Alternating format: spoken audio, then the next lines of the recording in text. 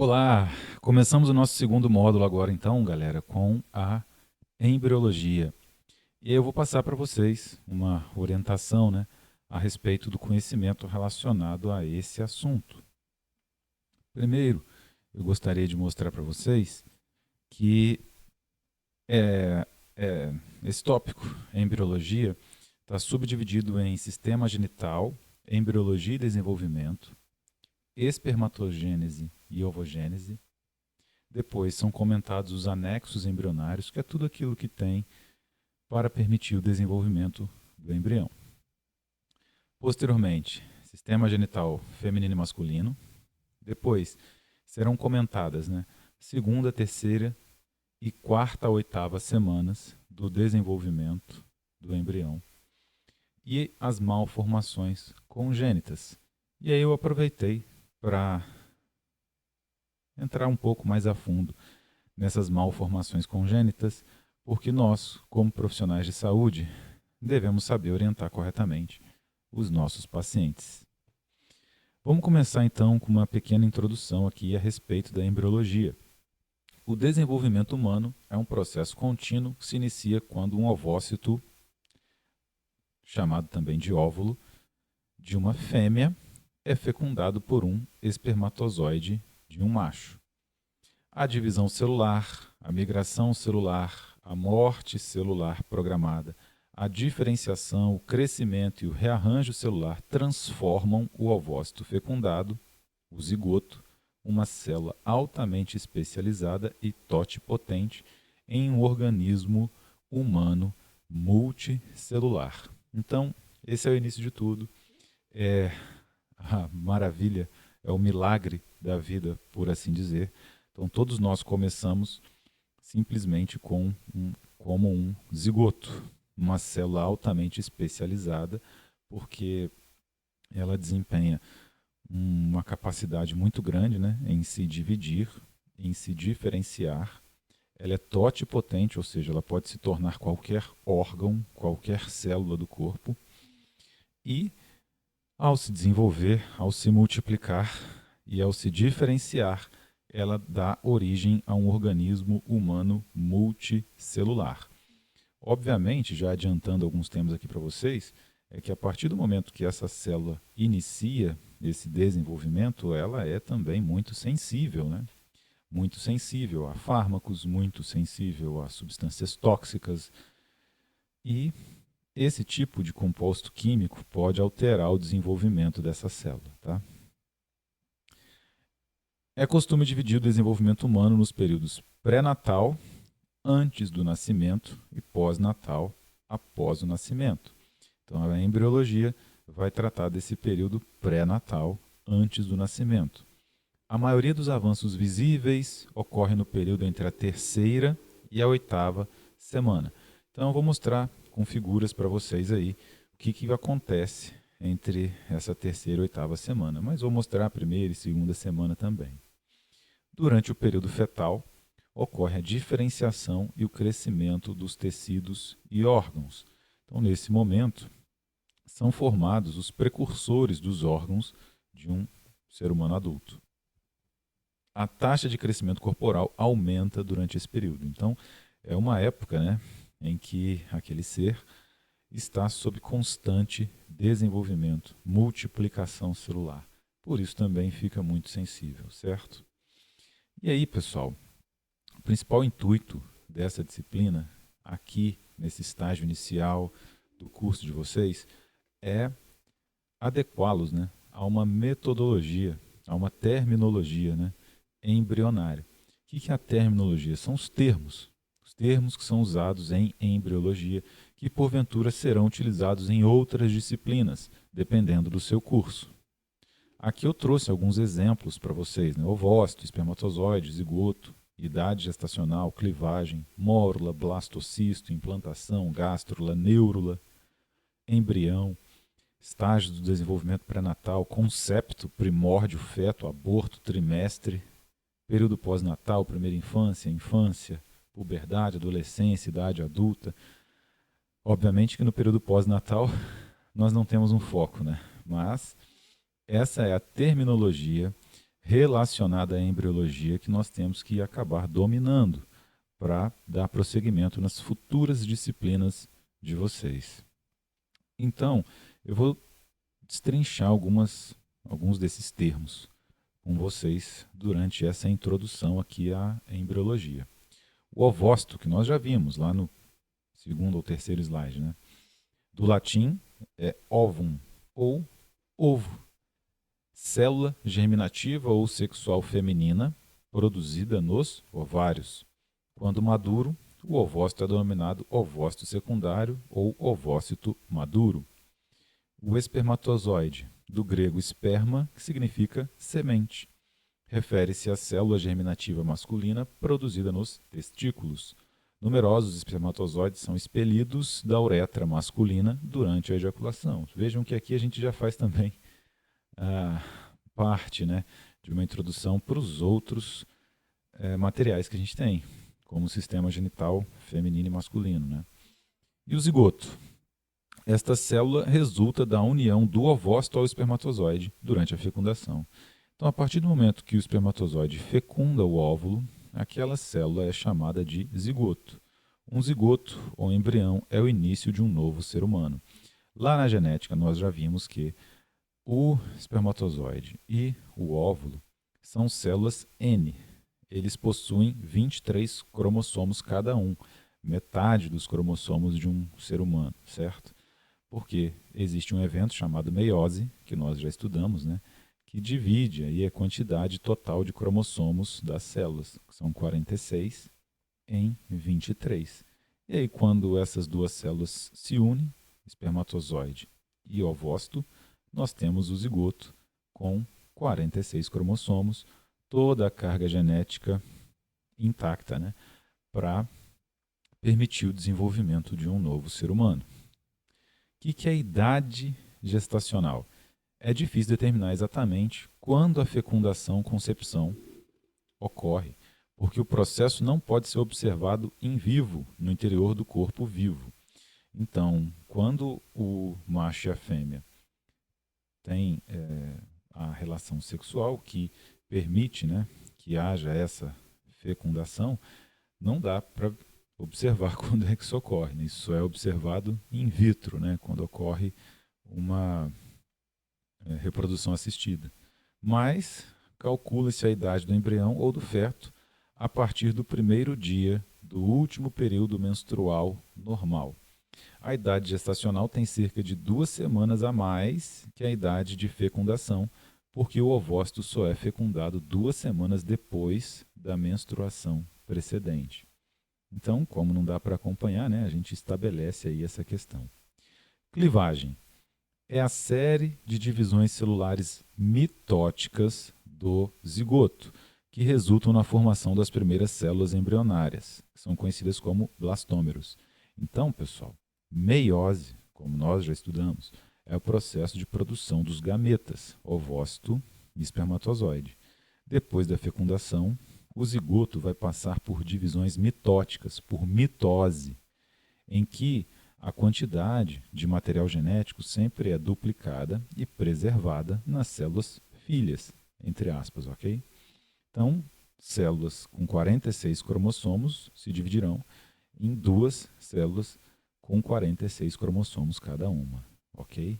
Então, são divisões mitóticas. O tamanho do zigoto em clivagem permanece inalterado porque, a cada divisão que se sucede, os blastômeros tornam-se menores. Então, não ocorre uma duplicação do citoplasma das células, apenas uma duplicação do DNA.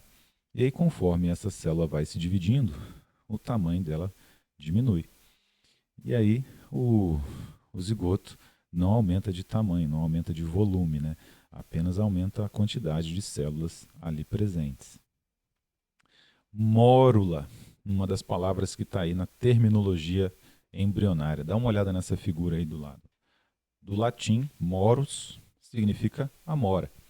Veja se a amora não parece aí um zigoto após vários processos de clivagem, né? Sendo cada bolinha dessas aí da amora uma célula. Então, a massa sólida, com cerca de 12 a 32 blastômeros, é formada pela clivagem do zigoto. Vejam que a gente viu os termos dessa frase já anteriormente. Então, o estudo dessa terminologia embrionária vai permitir com que vocês entendam os processos, né, de desenvolvimento aí, desde a concepção. Os blastômeros, que são essas células jovens, né, após a clivagem lá do zigoto, mudam sua forma e se juntam uns aos outros para formar uma bola compacta de células. Este fenômeno, compactação, provavelmente é mediado por glicoproteínas. Então existem proteínas, carboidratos, que impedem que essas células se dispersem, né?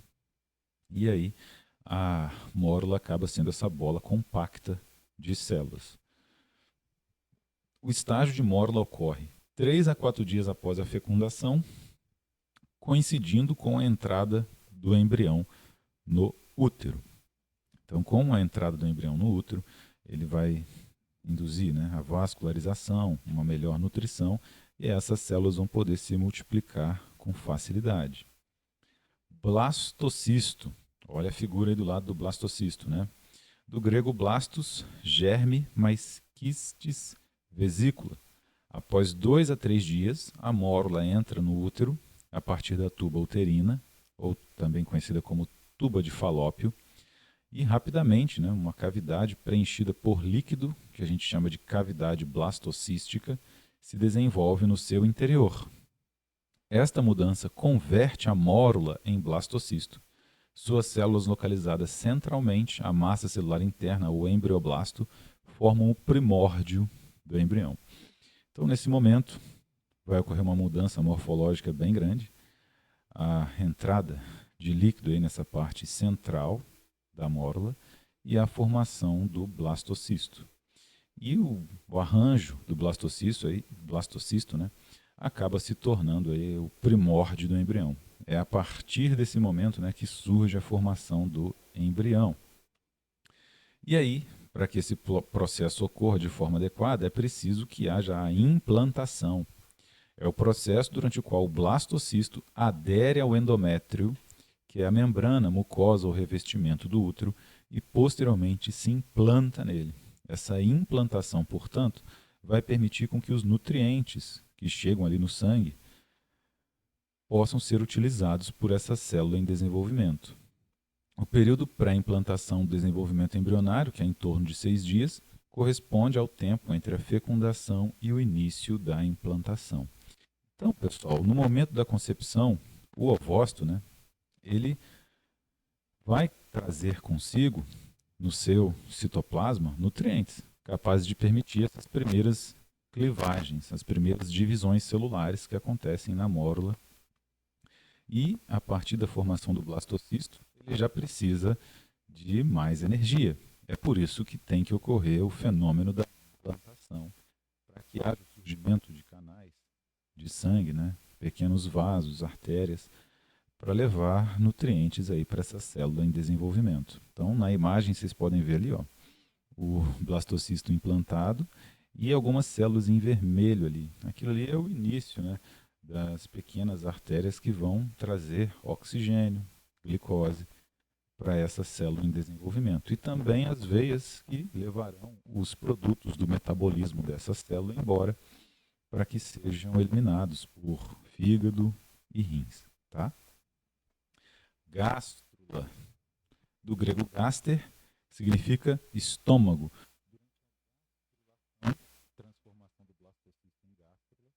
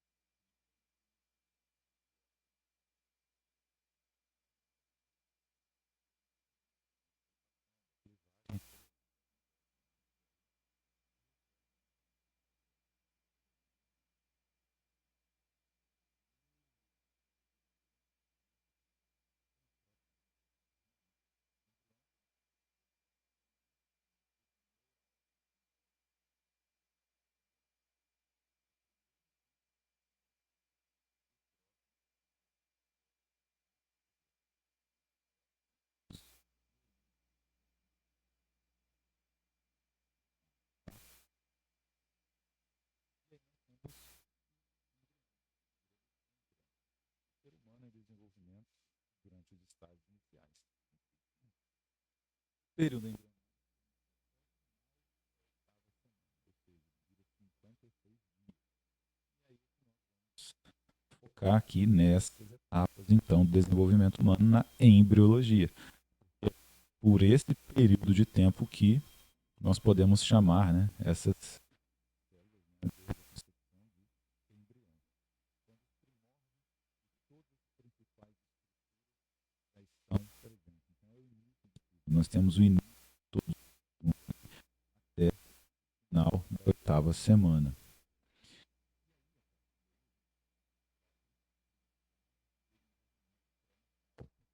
Da embriologia também, tá? Mas não está diretamente relacionado ao embrião. O embrião vai até os 56 dias. Pré-natal, um pouco diferente. O desenvolvimento embrionário inicial é descrito em estágios em razão do intervalo de tempo variável que o embrião leva para desenvolver certas características morfológicas. Então, a morfologia, né, a forma do embrião muda um pouco, né, nesse estágio pré-natal. O estágio 1 do desenvolvimento inicia-se na fecundação e o desenvolvimento embrionário termina no estágio 23, que ocorre no 56º dia. O período fetal começa no 57º dia e termina quando o feto está fora do corpo da mãe. Então, dentro da embriologia, tem essa diferenciação de embrião e período pré-natal. Até o 56º dia nós temos o embrião, e do 57º dia em diante nós temos o feto, até o dia em que ele sai da barriga da mamãe. E dá uma olhada nessa figura aí que mostra para vocês a cronologia do desenvolvimento pré-natal humano da primeira à sexta semana. Então aqui nós temos os folículos primários lá, ó, na parte superior esquerda. O primeiro dia do último ciclo menstrual normal, temos a fase menstrual e o desenvolvimento inicial do folículo ovariano. Aí vai acontecer a produção do ovócito, lá no canto superior direito. Aqui nós temos, então, uma fase proliferativa. O ovócito, então, termina o desenvolvimento do seu folículo, temos um folículo maduro, e esse folículo, então, expulsa o ovócito no momento em que a mulher está ovulando. Esse ovócito, então, vai caminhar pela trompa de Falópio até encontrar, possivelmente, com o espermatozoide. E aí ocorre a famosa fecundação. E aí nós temos ali a idade no canto esquerdo, ó, idade em semanas. A primeira e a segunda semanas mostradas para vocês. Estágio 1, fecundação. 2, o zigoto se divide. E olha ali, na terceira figura, a mórula. Vê se não parece com a amora que eu mostrei para vocês anteriormente. 4, blastocisto inicial. 5, blastocisto tardio. 6, início da implantação. Vejam que essa massa celular interna vai influenciar, né, essa parede do útero para que haja uma vascularização desse blastocisto. Vamos para a segunda semana. Agora, esse zigoto, né, é um disco bilaminar. E vou descrever para vocês nem precisam decorar nesse nível todos os estágios do desenvolvimento. Aqui o que interessa saber é que a célula passa por uma constante divisão celular, aparecem lacunas no siniciocitofoblasto, e aí uma série de nomes, né, características histológicas que vocês vão poder aprofundar posteriormente na histologia. Esses, então, são os estágios iniciais do desenvolvimento.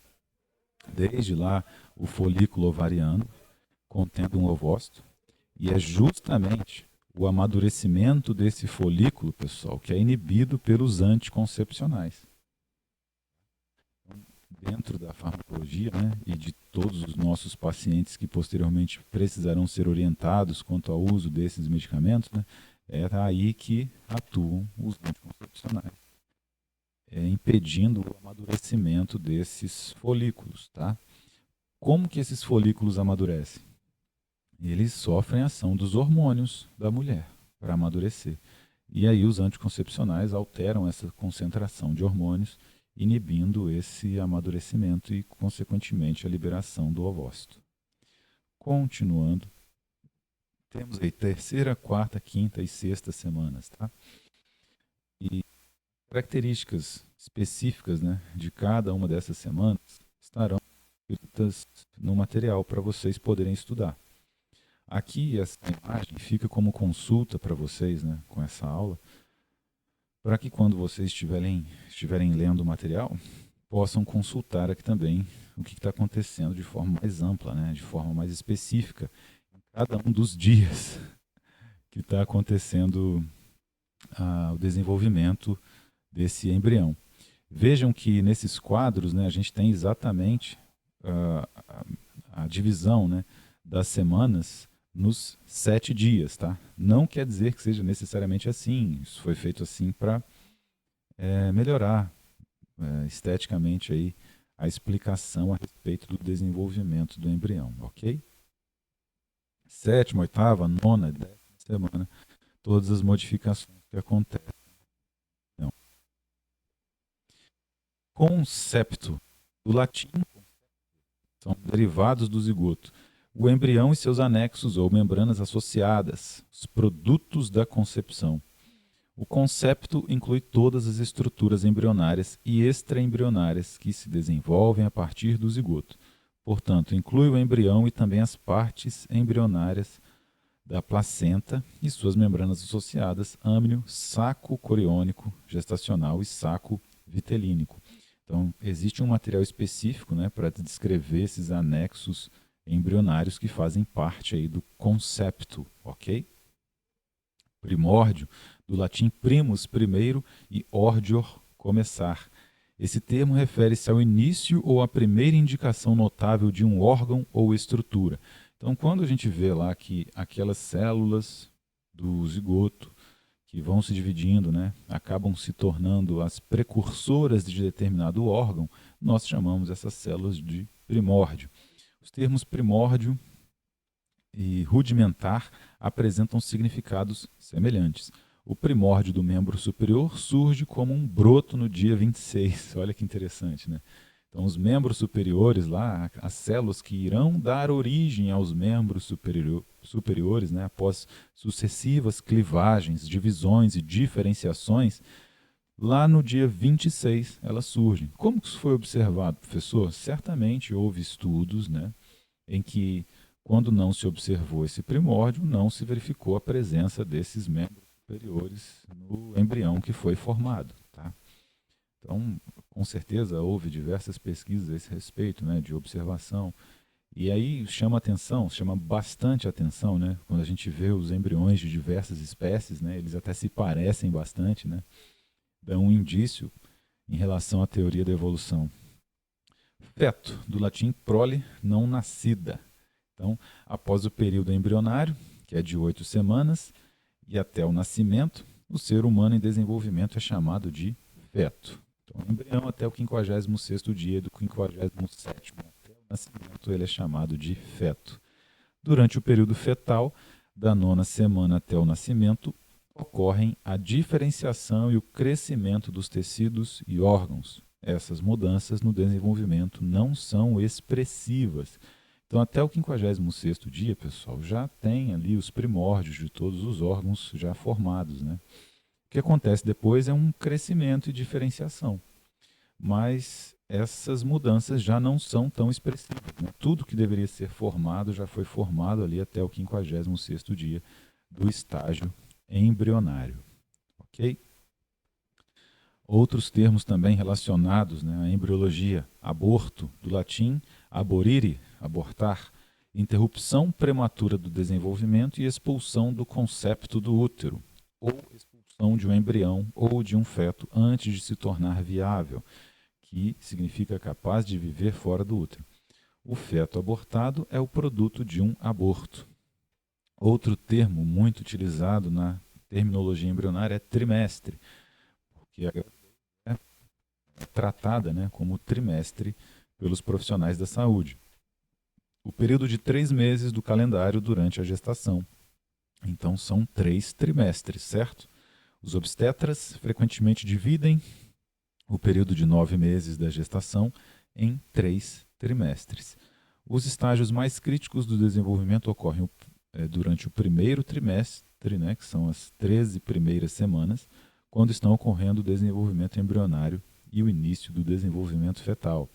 Então é onde o feto está, o embrião, né, está mais vulnerável, ok? E o período pós-natal? Período após o nascimento, as explicações dos termos e períodos do desenvolvimento frequentemente usados são apresentados a seguir. Então, depois de nascer, existe a primeira infância, infância e puberdade. Isso também é tratado, né, do ponto de vista da ciência em relação ao embrião, porque várias condições a que o embrião é exposto podem se manifestar aí na primeira infância e puberdade. O indivíduo pode carregar isso para o resto da vida. É um dos exemplos que eu vou citar para vocês ao final dessa aula. E aí, galera, começa o estudo do material que vocês têm disponível para consulta, para estudo, né? O primeiro material vai falar do sistema genital, embriologia e desenvolvimento. Então ele vai mostrar o crescimento e desenvolvimento fetal. Então aquelas figuras que eu mostrei para vocês anteriormente, né? E acompanhando dia a dia até a 10ª semana lá do embrião, o material vai trazer para vocês de forma resumida. Eu preciso que vocês estudem esse material para conhecerem o que acontece com o ser humano nesse estágio do desenvolvimento. Então, aqui eu trouxe uma das figuras do material, ó, veja na parte mais central aí da nossa aula, o oócito sendo fertilizado. Oócito ou ovócito é a mesma coisa. Os estágios 2, o estágio de 2 células, estágio de 4 células, 8 células, 16 células, que é a mórula. Depois o blastocisto, aí a gente tem o feto, 5 semanas, 10 semanas, 20, 40 semanas e por aí vai. Então, essa é a primeira parte do material que vocês têm que estudar. Na espermatogênese e na ovogênese, vocês já tiveram o conhecimento associado a isso lá na parte da genética, né? A gametogênese da genética. Por quê? Espermatozoide e ovócito são os nossos gametas. Então, de certa forma, nós já trabalhamos isso. Eu preciso que vocês deem uma olhada nesse material, né? Especificamente até para recordar o que nós já aprendemos lá durante as aulas de genética. Depois, como comentei, existem os anexos embrionários, né? Tudo aquilo que está em torno do embrião, permitindo o desenvolvimento do embrião.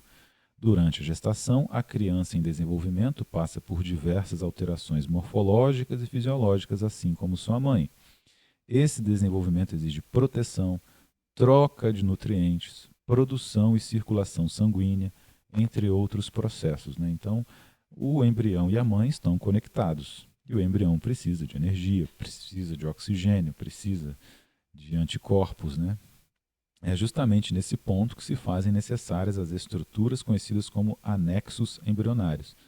Neste capítulo, então, do material, você vai entender como se dá a formação da placenta e irá reconhecer estruturas como amnion, córion, o alantoide e o saco vitelino, além de identificar a composição do cordão umbilical, que é justamente por onde os nutrientes, o sangue da mãe, entra em contato com o corpo do embrião.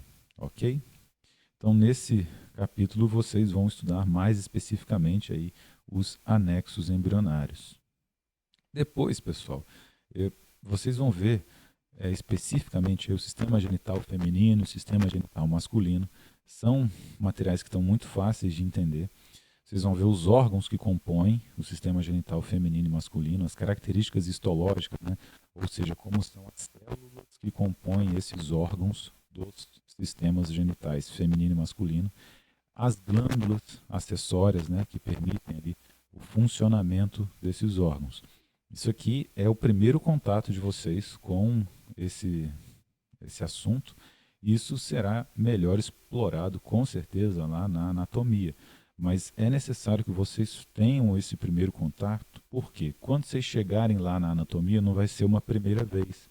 Vocês já vão consolidar, construir o conhecimento de vocês a respeito desses órgãos aqui na genética e embriologia, ok? Então façam a leitura desse material para começar a entender aí essa questão anatômica, que vocês vão precisar bastante depois, eu garanto. Aí, o nosso material vai discutir especificamente a segunda semana, onde ocorre a implantação, que nós já comentamos, a formação dos anexos embrionários, o início da circulação útero-placentária primitiva, então o começo do cordão umbilical, a formação da membrana exocelômica e do pedículo de fixação. Então, quando o feto vai começar, o embrião vai começar a ser nutrido, tá? Pelo sangue da mãe, pelos carboidratos presentes no sangue da mãe, pelo oxigênio que está sendo transportado no sangue da mãe.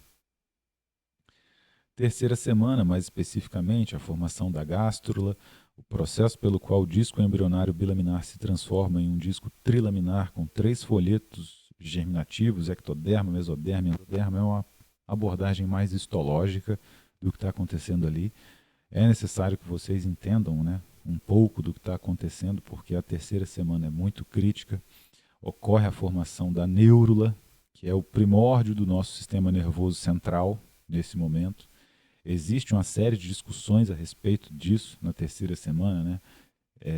Eu não vou entrar nesse tipo de discussão muito polêmica, mas posteriormente vocês vão ter oportunidade de discutir em relação a isso em sala de aula, né? Porque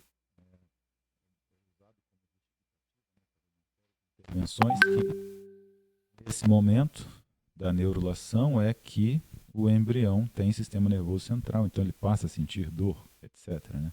E isso é explorado politicamente na questão do aborto, né? Então, ocorre a formação do tubo neural, que dará origem ao sistema nervoso central. Começa com a formação da placa neural a partir do ectoderma. Então, são células que vão dar origem aí à placa neural. A placa neural se dobra, formando o sulco neural e depois o tubo neural. A neurulação inicia-se na terceira semana, mas continua na quarta semana. Então, é uma etapa muito crítica do desenvolvimento do embrião. Caso ocorra algum problema, prejudica-se o sistema nervoso. E o sistema nervoso é essencial para o desenvolvimento. E se houver problemas no desenvolvimento do sistema nervoso, podem ser criadas até situações incompatíveis com a vida, certo? Quarta e oitava semanas, entre a quarta e a oitava semanas do desenvolvimento embrionário, ocorre o período embrionário propriamente dito, né, também chamado de organogênese. Então é quando os órgãos serão iniciados, ali, o início, né, do desenvolvimento dos órgãos. Também chamado então de organogênese por conta disso. É quando os principais órgãos e sistemas do corpo se formam. Então tudo que acontece, né, após essa organogênese é simplesmente crescimento, diferenciação. O início, né, o start de todos os órgãos já foi dado ali entre a quarta e a oitava semanas. Esse é o período mais crítico do desenvolvimento, pois o embrião é altamente sensível a agentes teratogênicos.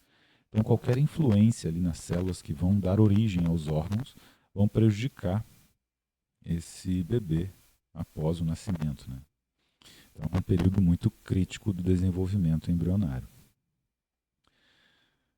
Diversos medicamentos, alimentos e substâncias tóxicas podem causar danos ao desenvolvimento fetal. Então, finalizando aí os materiais disponíveis para estudo na embriologia, vocês vão discutir a respeito das malformações congênitas, conceituar malformações, teratogênese e períodos críticos. A gente viu que o período mais crítico é entre a quarta e a oitava semanas, tá?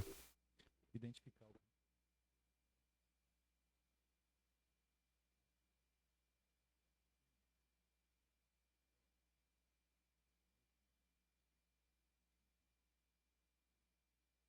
e reconhecer as principais malformações congênitas.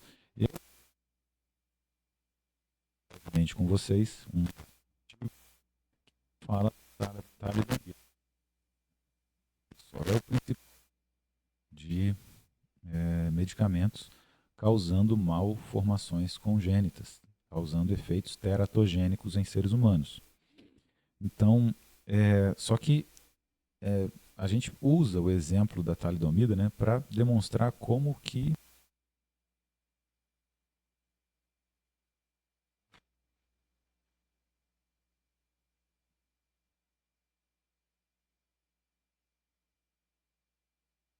foi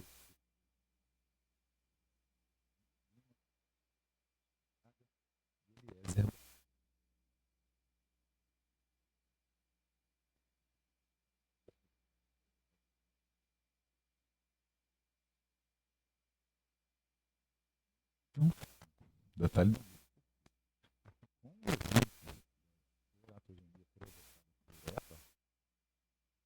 Foi completamente abolida, né, quanto à sua utilização.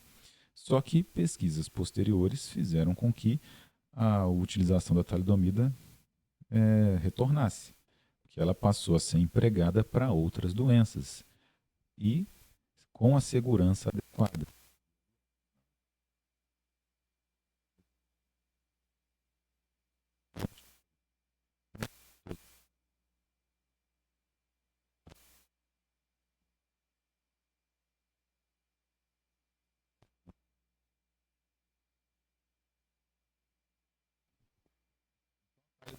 Tem o nome, né, químico da talidomida, foi descoberta por uma série de fatores fortuitos. Então, foi mais a sorte, né, que fez com que a talidomida fosse descoberta. Ela foi primeiramente relatada aí em 43. Então, não está tão distante assim de nós. Né? A vacina foi realizada na indústria farmacêutica alemã, objetivando a preparação de pequenos peptídeos úteis na produção de novos antibióticos. Então, no início, estavam pensando que esse composto aí, DW6, 3-superidinil, seria utilizado como antibiótico, tá? Entretanto, durante a rota sintética proposta inicialmente, o responsável pela síntese, né, isolou um produto secundário, racêmico não peptídico, que foi reconhecido pelo farmacologista como um análogo estrutural da glutetimida. Posteriormente, o perfil sedativo e hipnótico foi bem caracterizado. Eles estavam sintetizando lá esse composto, eles encontraram um intermediário, né? Não, não era o produto final, obviamente, mas esse intermediário tinha também algumas propriedades farmacológicas, e era o que a gente chama de mistura. O que é uma mistura? É um composto que tem realidade. Olhada aí agora nas suas mãos, né? Suas mãos. Elas são quirais. Quiros, o trigo vem de mão, tá? Então, nas substâncias químicas, pessoal, a gente também observa a, um, uma característica, né, que é a mesma característica das nossas mãos. Vejam que as nossas mãos têm todos os dedos iguais, para quem tem todos os dedos iguais nas mãos, né? Só que eles estão ligados em posições em que são diferentes. Se você coloca uma mão em cima da outra, veja que a posição dos dedos está toda trocada. Nas moléculas, né, o carbono pode ter 4 ligantes diferentes. E aí são produzidas moléculas que têm esses 4 ligantes diferentes, só que em posições diferentes. Os 4 ligantes são iguais entre as duas moléculas, diferentes entre si, né? Átomos diferentes, mas as ligações são as mesmas entre as duas moléculas, só que a posição dessas ligações no átomo de carbono são diferentes, igualzinho à posição dos dedos nas nossas mãos. Tá? E aí provoca, né? Imagina que você vai fazer um aperto de mão com alguém. Se você estende a sua mão direita, a pessoa tem que estender a mão direita dela também. Aí vocês têm um bom aperto de mão. Você já apertou a mão esquerda de alguém com a sua mão direita? Não é uma interação muito pouco eficiente? Os compostos quirais, né, sempre são dois quando estão misturados, e a gente chama isso de mistura racêmica, eles também interagem diferente com o organismo. Esse foi o problema da talidomida. Um, o desses compostos, né, por exemplo, igual a sua mão esquerda, interagia mal com alguma proteína do corpo, enquanto a mão direita interagia bem. E aí isso fez com que um dos isômeros,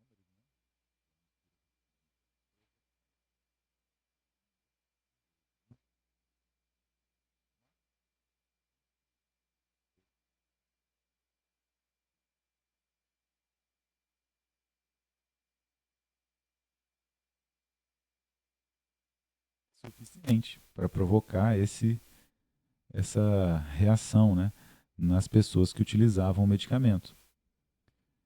Dando continuidade aqui, ela foi comercializada, né, como esse fármaco então sedativo e hipnótico e foi amplamente vendida em países europeus, asiáticos, no Canadá e América do Sul, tornando-se o medicamento mais vendido na Alemanha Ocidental para o tratamento da insônia.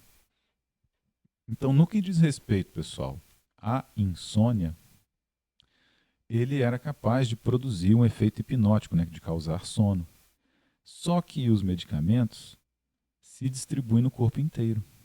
E quando chegava lá os dois compostos da mistura racêmica, os dois compostos quirais semelhantes, né, a mão esquerda e a mão direita, um desses compostos provocava teratogenia, influenciava, portanto, o desenvolvimento das células do embrião.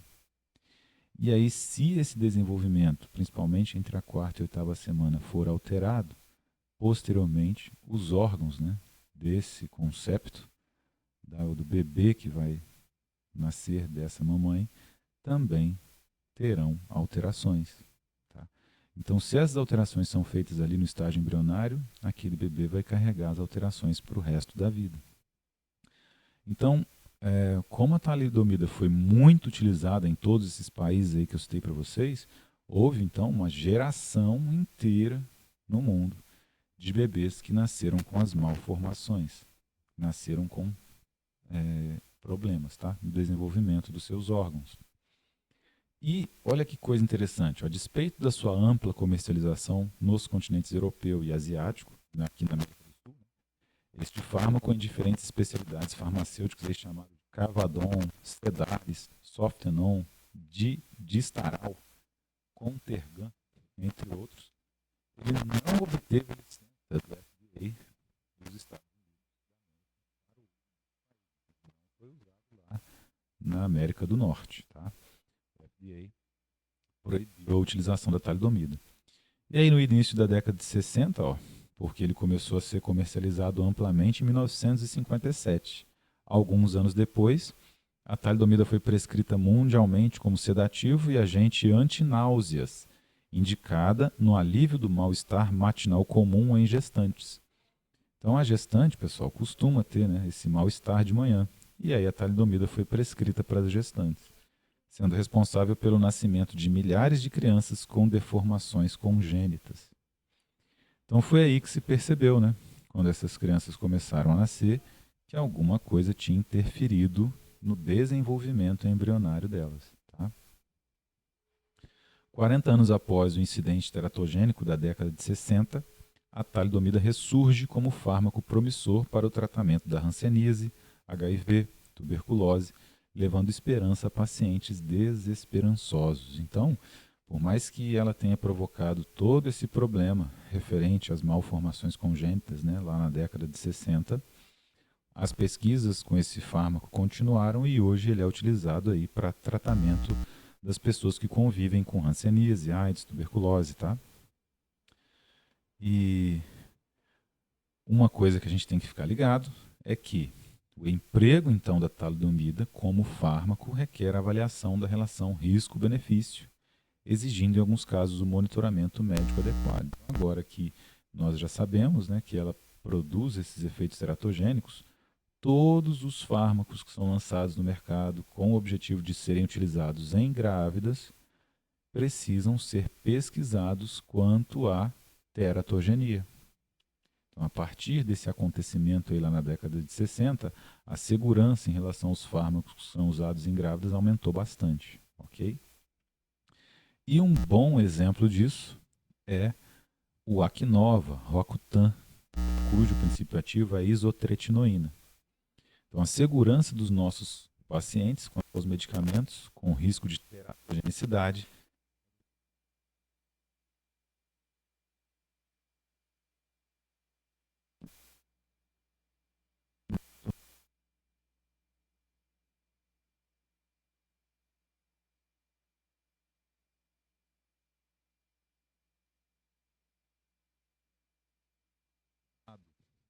por quê? Justamente porque ele é capaz de provocar teratogenia. Ele pode provocar malformações. Então, ele tem uma lista de medicamentos que é chamada de lista C2.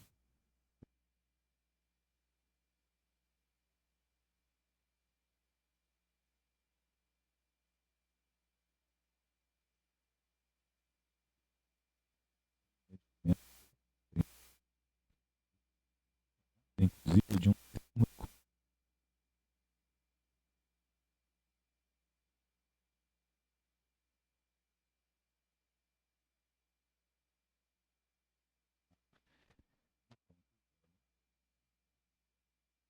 que faz uso desse medicamento. Os menores de 18 anos precisam do termo de consentimento de risco assinado pelos pais ou responsáveis. Então, pessoal, esse é um bom exemplo para vocês em relação à aplicação prática da embriologia no nosso dia a dia, né, no cuidado com os nossos pacientes.